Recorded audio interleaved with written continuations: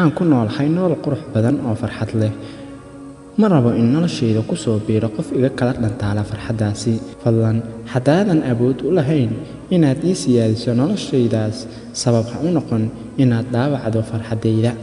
waxaan leeyahay hal qalbi oo saafi ah oo aan sahar dhaawac ah aan qabin waxaan rabaa inuu sidaas ii ahaado qalbigayga fadlan haddaadan awoodin dhowritaankiisa sabab ha u noqon dhibaatayntiisa